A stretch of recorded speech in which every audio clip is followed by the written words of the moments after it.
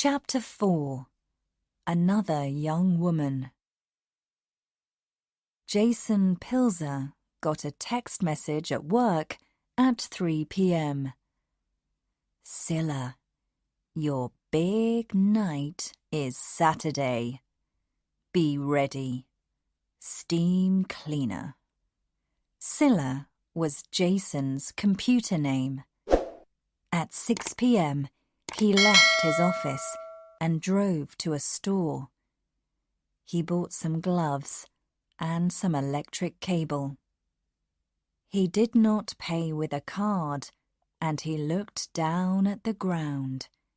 He did not want the cameras in the store to see him. The big night was in 3 days. He was ready to kill his first woman. "I'm going for a walk," Marguerite Esperanza shouted to her grandmother. It was Saturday evening. Marguerite walked out the house and onto Rowena Avenue. A text message came onto her phone. "Hi, Marg. It's Lamar. Where are you?" She read it and answered, "I'm on Rowena." Lamar was a really nice boy. Marguerite liked him. "Do you want to get a pizza?"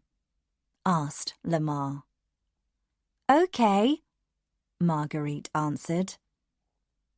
Marguerite called her grandmother. "I'm getting a pizza with Lamar," she said, "and he'll walk home with me. Is that okay?" The black van was near Rowena Avenue. The driver was Steam Cleaner. Scylla and Morbid were in the back of the van. "She's out of her house," said Morbid. He gave the laptop to Scylla. Scylla wrote a message. "Hi, Marg. It's Lamar." Marguerite answered. Scylla wrote another message. The van stopped near the pizza restaurant and waited. Then they saw Marguerite in the street. "Go!" shouted Morbid. Scylla got out of the van. He pulled a bag over Marguerite's head from behind, and he and Morbid threw her into the van. Steam Cleaner drove away quickly. "Help!" shouted Marguerite. "Be quiet!" shouted Morbid. "Maybe you can win the game." "Win?" asked Marguerite. "What do you mean?" Steam Cleaner stopped the van in a park with nobody near.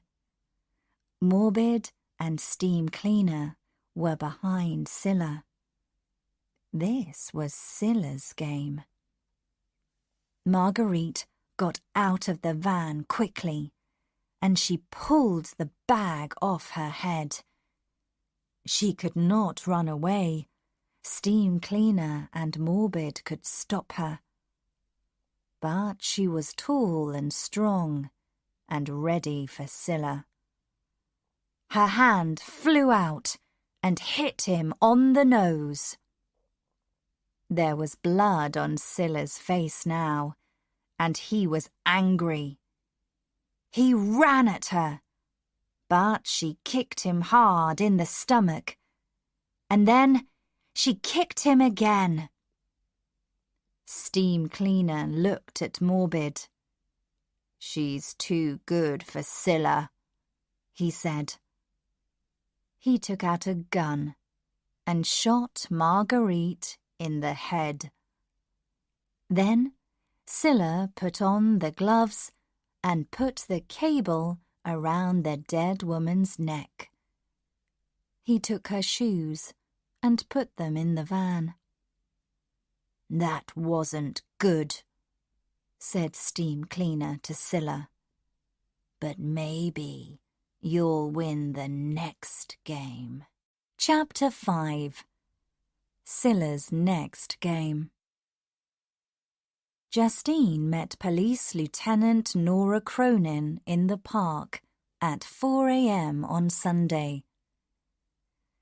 "The Chief of Police is here," said Nora. "He wants to talk to you."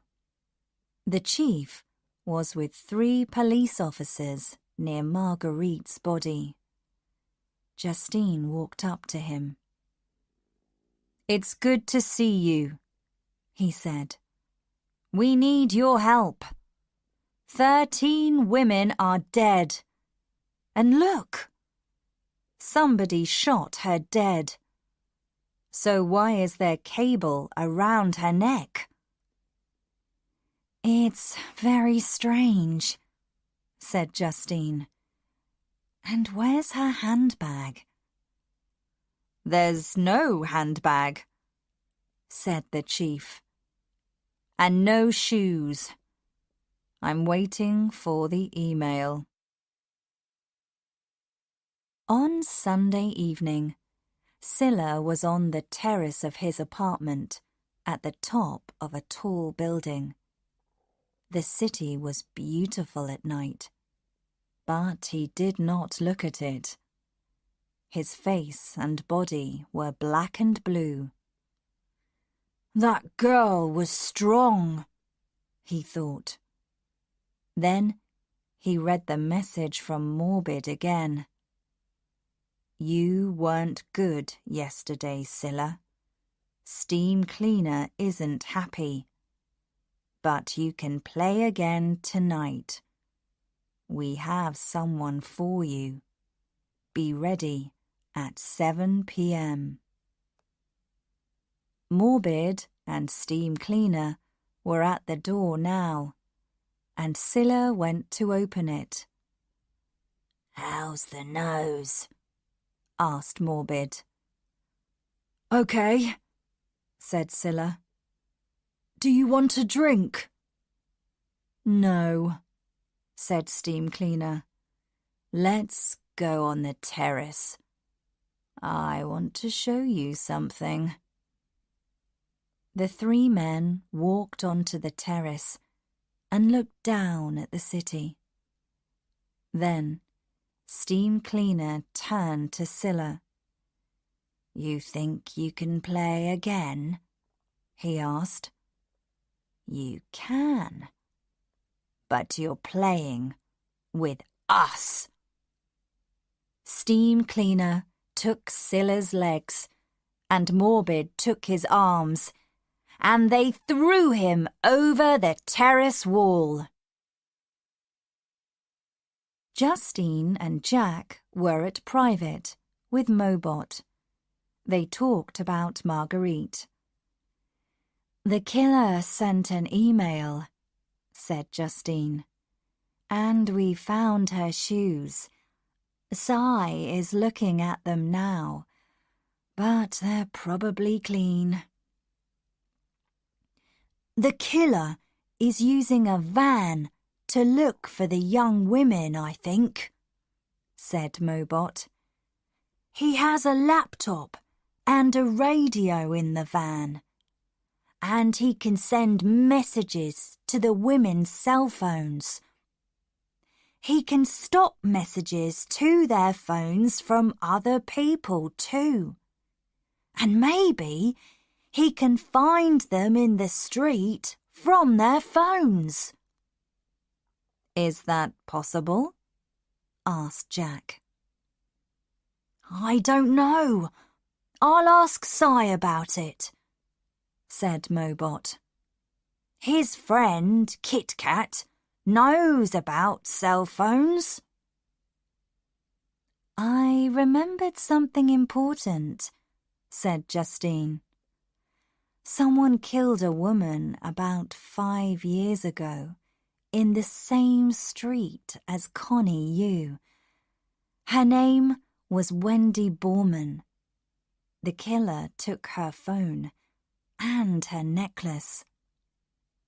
5 years ago? Said Jack. Maybe it's not 13 women. Maybe it's more. We have work to do.